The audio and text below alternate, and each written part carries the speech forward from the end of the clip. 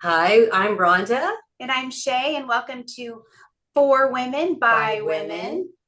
And today we have a guest with us that will be speaking about their experiences with UTIs related to menopause. And before we start that, we just kind of want to give a brief overview about the actual subject, menopause and knowing your shift.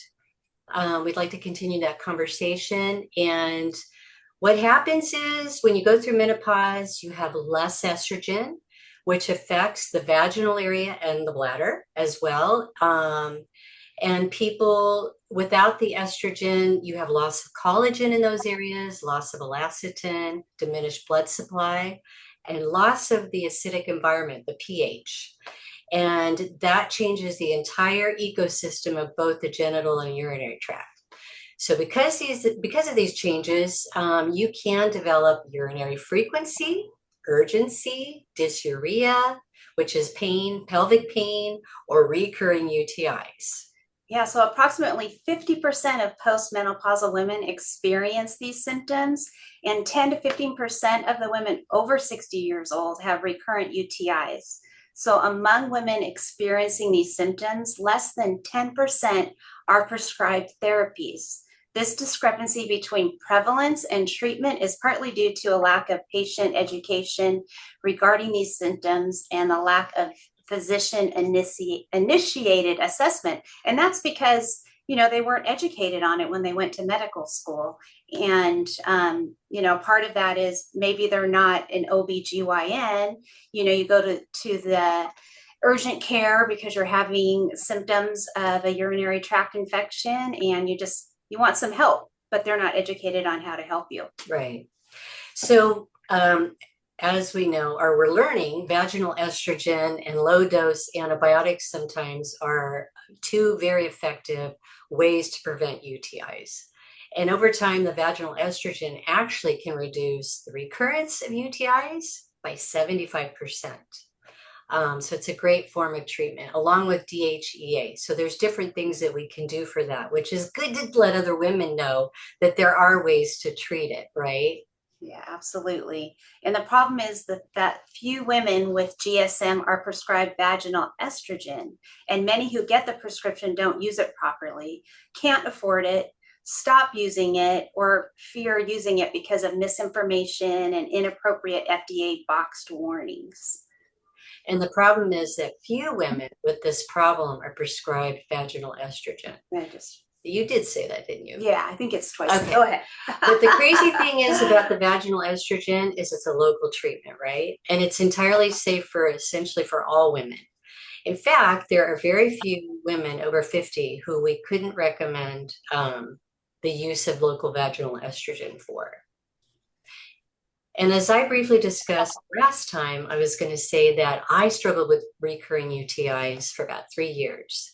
And I started searching on the internet myself. And what I used is oral probiotics and cranberry capsules. And then I started on the vaginal estrogen, which was a lifesaver.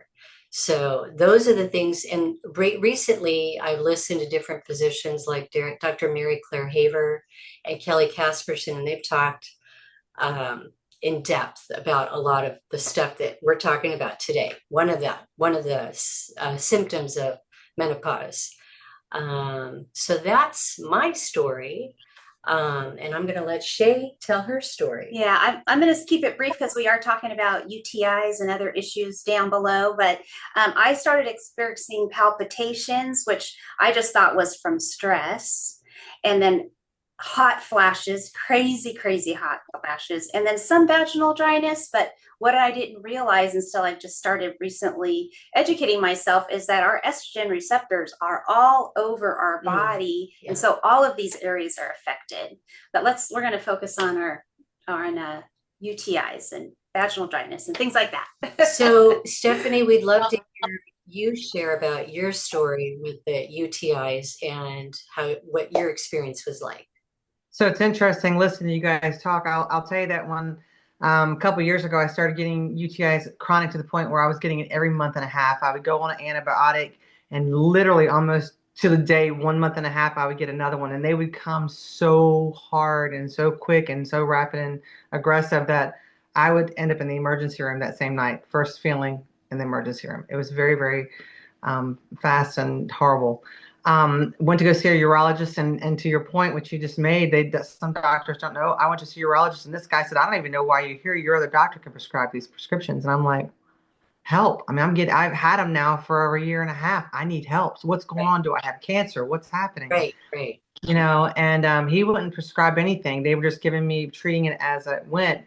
So I switched urologist, and I went to see this young guy. It's crazy, this PA. And he said, listen, I'm going to try you this old school way. I didn't even know anything about the estrogen and I don't know how you say it, the methamphetamine. And I said, I'll do anything because I'm desperate, And I was literally leaving a week later to go out of the country on a vacation. And I begged him, I'm like, can you please prescribe me Cipro just in case? I'm terrified. If I get out of the country, I'm in trouble, Right. And so he gave me Cipro, which I haven't had to use. And for 7 months, I've been under him, and I have no issues. I cannot believe I have no issues, but I have none. Now, he did have me doing the estrogen. It was every day for 2 weeks, and then I was supposed to go every other day. I only do it once a week. And the goal is to get me off the methamphetamine. So, I know I butcher the names, but I'm not in a hurry to do that.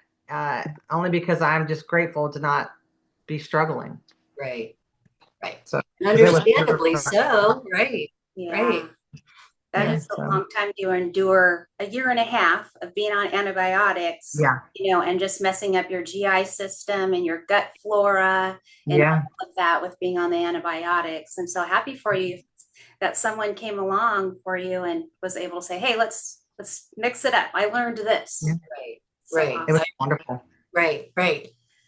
Yeah.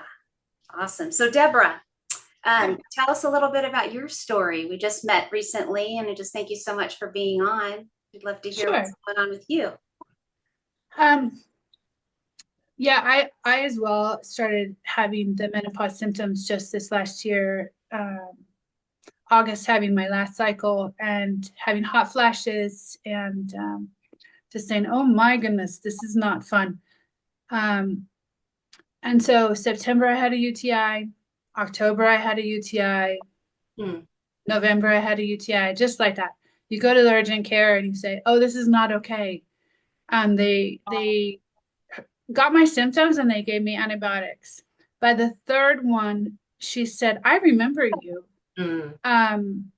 Let me look at your tests. None of your UTIs came back as actual infections, but we just prescribed you medicine just because.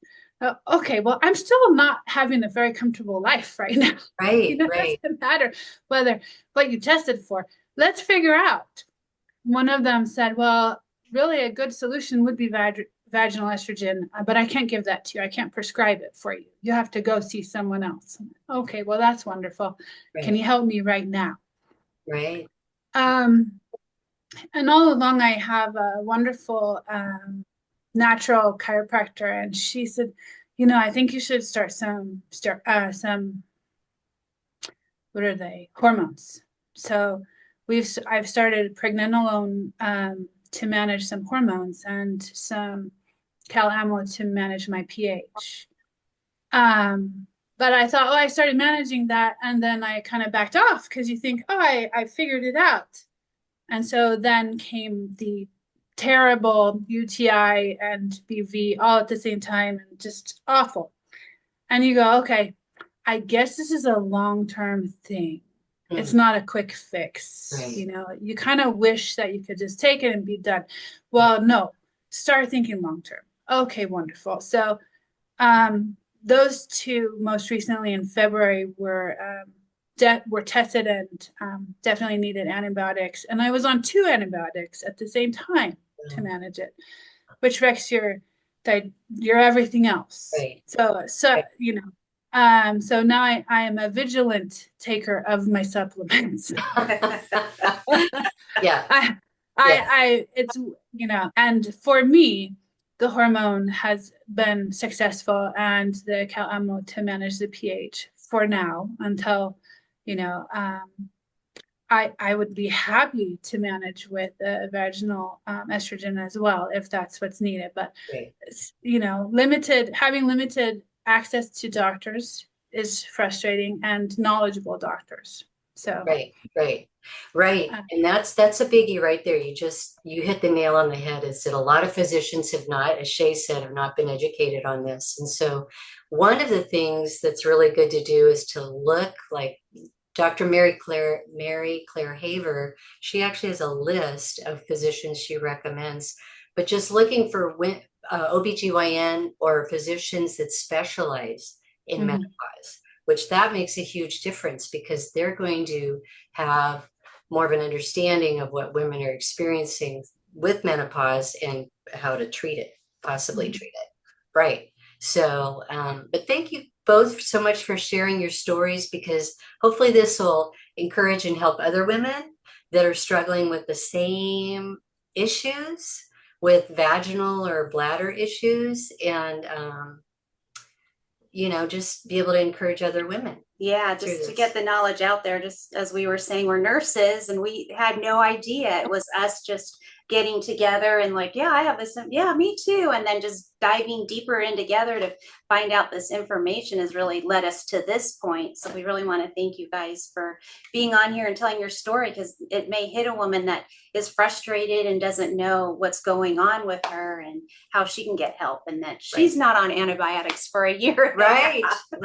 Or more, or 3 months, or and just struggling without any help. You know, so. And I do want to say that I'm actually postmenopausal 3 years. So I mean, it's interesting. They were telling me the same thing. They did some of my UTI test. And they were saying there was an infection. I'm like, I promise there was something going on. Right. I mean, I don't know what you're calling it, but there's something happening. Right. So anyway, sorry. Yeah. No, thanks for sharing. I'm postmenopausal as well, and Shay is too. Yeah. And Deborah, are you postmenopausal or are you menopausal? I still had a cycle in January, spotting, so they said I have to start all over again. Okay. So, whatever that means about.